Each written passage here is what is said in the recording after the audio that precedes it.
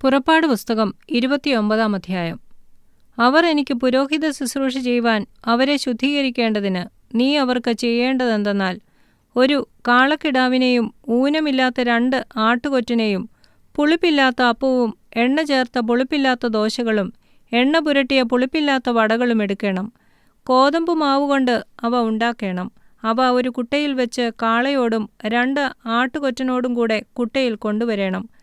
അഹരോനെയും അവൻ്റെ പുത്രന്മാരെയും സമാഗമന കൂടാരത്തിൻ്റെ വാതിൽക്കൽ വരുത്തി വെള്ളം കൊണ്ട് കഴുകണം.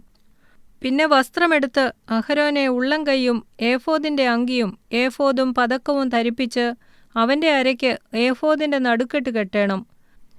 അവൻ്റെ തലയിൽ മുടിവെച്ച് വിശുദ്ധ പട്ടം മുടിമേൽ വയ്ക്കണം. പിന്നെ അഭിഷേക തൈലമെടുത്ത് തലയിലൊഴിച്ച് അവനെ അഭിഷേകം ചെയ്യണം. അവൻ്റെ പുത്രന്മാരെയും കൊണ്ടുവന്ന് അങ്കി ധരിപ്പിക്കണം. അഹരോൻ്റെയും പുത്രന്മാരുടെയും അരയ്ക്ക് നടുക്കെട്ട് കെട്ടി അവർക്ക് തലപ്പാവ് വയ്ക്കണം.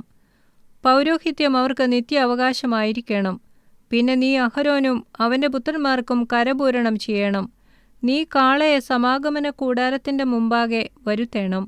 അഹരോനും അവൻ്റെ പുത്രന്മാരും കാളയുടെ തലമേൽ കൈവയ്ക്കണം. പിന്നെ സമാഗമന കൂടാരത്തിൻ്റെ വാതിൽക്കൽ യഹോവയുടെ മുമ്പാകെ കാളയെ അറുക്കണം. കാളയുടെ രക്തം കുറെ എടുത്ത് നിന്റെ വിരൽ കൊണ്ട് യാഗപീഠത്തിൻ്റെ കൊമ്പുകളിന്മേൽ പുരട്ടി ശേഷമുള്ള രക്തമൊക്കെയും യാഗപീഠത്തിൻ്റെ ചുവട്ടിൽ ഒഴിക്കണം. കുടൽ പൊതിഞ്ഞിരിക്കുന്ന മേധസ്സൊക്കെയും കരളിന്മേലുള്ള വപയും മൂത്രപിണ്ഡം 2 അവയുടെ മേലുള്ള മേധസ്സും എടുത്ത് യാഗപീഠത്തിന്മേൽ വെച്ച് ദഹിപ്പിക്കണം. കാളയുടെ മാംസവും തോലും ചാണകവും പാളയത്തിന് പുറത്ത് തീയിലിട്ട് ചുട്ടുകളയണം. ഇത് പാപയാകും.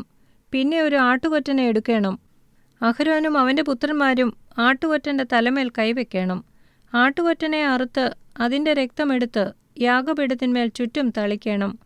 ആട്ടുകൊറ്റനെ ഖണ്ഡം ഖണ്ഡമായി മുറിച്ച് അതിൻ്റെ കുടലും കാലും കഴുകി ഖണ്ഡങ്ങളുടെ മേലും അതിൻ്റെ തലയുടെ മേലും വയ്ക്കണം. ആട്ടുകൊറ്റനെ മുഴുവനും യാഗപീഠത്തിന്മേൽ വെച്ച് ദഹിപ്പിക്കണം. ഇത് യഹോവയ്ക്ക് ഹോമയാഗം, യഹോവയ്ക്ക് സൗരഭ്യവാസനയായ ദഹനയാഗം തന്നെ. പിന്നെ നീ മറ്റേ ആട്ടുകൊറ്റനെ എടുക്കണം. അഹരോനും അവൻ്റെ പുത്രന്മാരും ആട്ടുകൊറ്റൻ്റെ തലമേൽ കൈവയ്ക്കണം.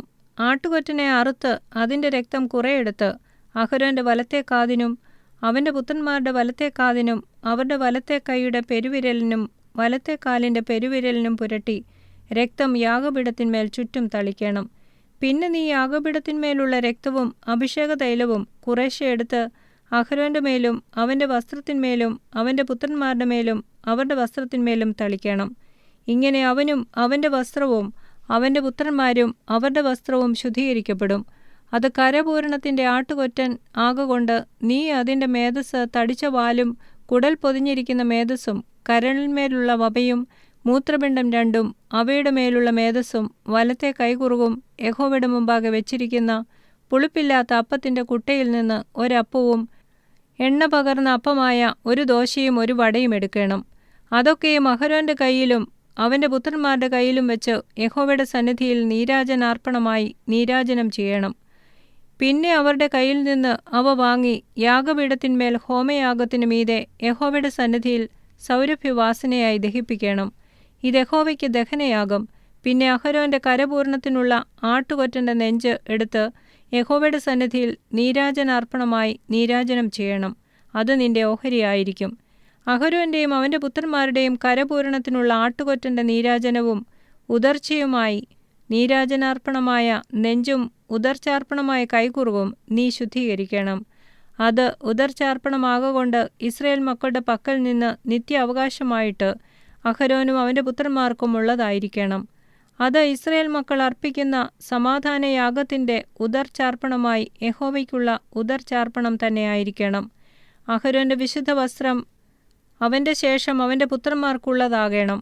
അതു ധരിച്ച് അവർ അഭിഷേകവും കരപൂരണവും പ്രാപിക്കണം. അവൻ്റെ പുത്രന്മാരിൽ അവനു പകരം പുരോഹിതനായി വിശുദ്ധമന്ദിരത്തിലെ ശുശ്രൂഷ ചെയ്യുവാൻ സമാഗമന കൂടാരത്തിൽ കടക്കുന്നവൻ 7 ദിവസം അത് ധരിക്കണം. കരപൂരണത്തിൻ്റെ ആട്ടുകൊറ്റനെ എടുത്ത് അതിൻ്റെ മാംസം വിശുദ്ധമായൊരു സ്ഥലത്ത് വെച്ച് പാകം ചെയ്യണം. ആട്ടുകൊറ്റൻ്റെ മാംസവും കുട്ടയിലുള്ള അപ്പവും അഹരോനും അവൻ്റെ പുത്രന്മാരും സമാഗമന കൂടാരത്തിൻ്റെ വാതിൽക്കൽ വെച്ച് തിന്നേണം. അവരുടെ കരപൂരണത്തിനും വിശുദ്ധീകരണത്തിനും വേണ്ടി പ്രായശ്ചിത്തം കഴിക്കുന്ന വസ്തുക്കളെ അവർ തിന്നേണം. അവ വിശുദ്ധമായിരിക്കാൽ അന്യൻ തിന്നരുത്. കരപൂരണ യാഗത്തിൻ്റെ മാംസത്തിലും അപ്പത്തിലും വല്ലതും പ്രഭാതകാലം വരെ ശേഷിച്ചിരുന്നാൽ ആ ശേഷിപ്പ് തീയിലിട്ട് ചുട്ടുകളയണം. അത് വിശുദ്ധമാകൊണ്ട് തിന്നരുത്. അങ്ങനെ ഞാൻ നിന്നോട് കൽപ്പിച്ചതുപോലെയൊക്കെയും നീ അഹരോനും അവൻ്റെ പുത്രന്മാർക്കും ചെയ്യണം. 7 ദിവസം അവർക്ക് കരപൂരണം ചെയ്യണം. പ്രായശ്ചിത്തത്തിനായി ദിവസേന ഓരോ കാളയെ പാപയാഗമായിട്ട് അർപ്പിക്കണം. യാഗപീഠത്തിനും പ്രായശ്ചിത്തം കഴിച്ച് പാപശുദ്ധി വരുത്തുകയും അതിനെ ശുദ്ധീകരിക്കേണ്ടതിന് അഭിഷേകം ചെയ്യുകയും വേണം. 7 ദിവസം നീ യാഗപീഠത്തിനായി പ്രായശ്ചിത്തം കഴിച്ച് അതിനെ ശുദ്ധീകരിക്കണം. യാഗപീഠം അതിവിശുദ്ധമായിരിക്കണം. യാഗപീഠത്തെ തൊടുന്നവനൊക്കെയും വിശുദ്ധനായിരിക്കണം. യാഗപീഠത്തിന്മേൽ അർപ്പിക്കേണ്ടത് എന്തെന്നാൽ, ദിവസം തോറും നിരന്തരം 1 വയസ്സ് പ്രായമുള്ള 2 ആട്ടിൻകുട്ടി, ഒരാട്ടിൻകുട്ടിയെ രാവിലെ അർപ്പിക്കണം, മറ്റേ ആട്ടിൻകുട്ടിയെ വൈകുന്നേരത്ത് അർപ്പിക്കണം. ഇടിച്ചെടുത്ത കാൽഹീൻ എണ്ണ പകർന്നിരിക്കുന്ന ഒരിടങ്ങഴി നേരിയ മാവും പാനീയയാഗമായി കാൽഹീൻ വീഞ്ഞും ആട്ടിൻകുട്ടിയോടുകൂടെ അർപ്പിക്കണം. മറ്റേ ആട്ടിൻകുട്ടിയെ രാവിലത്തെ ഭോജനയാഗത്തിനും അതിൻ്റെ പാനീയയാഗത്തിനും ഒത്തവണ്ണം ഒരുക്കി സൗരഭ്യവാസനയായി യഹോവയ്ക്ക് ദഹനയാഗമായി വൈകുന്നേരത്ത് അർപ്പിക്കണം. ഞാൻ നിന്നോട് സംസാരിക്കേണ്ടതിന് നിങ്ങൾക്ക് വെളിപ്പെടുവാനുള്ള സമാഗമന കൂടാരത്തിൻ്റെ വാതിൽക്കൽ വെച്ച് യഹോവയുടെ മുമ്പാകെ ഇത് നിങ്ങൾക്ക് തലമുറ തലമുറയായി നിരന്തര ഹോമയാഗമായിരിക്കണം. അവിടെ ഞാൻ ഇസ്രായേൽ മക്കൾക്ക് വെളിപ്പെടും. അത് എൻ്റെ തേജസ്സിനാൽ ശുദ്ധീകരിക്കപ്പെടും. ഞാൻ സമാഗമന കൂടാരവും യാഗപീഠവും ശുദ്ധീകരിക്കും. ഞാൻ അഹരോനെയും അവൻ്റെ പുത്രന്മാരെയും എനിക്ക് പുരോഹിത ശുശ്രൂഷ ചെയ്യേണ്ടതിന് ശുദ്ധീകരിക്കും. ഞാൻ ഇസ്രായേൽ മക്കളുടെ മധ്യേ വസിക്കുകയും അവർക്ക് ദൈവമായിരിക്കുകയും ചെയ്യും. അവരുടെ മധ്യേ വസിക്കേണ്ടതിന് അവരെ മിസ്രയീം ദേശത്തു നിന്ന് കൊണ്ടുവന്നവനായി അവരുടെ ദൈവമായ യഹോവ ഞാൻ ആകുന്നു എന്ന് അവർ അറിയും. ഞാൻ അവരുടെ ദൈവമായ യഹോവ തന്നെ.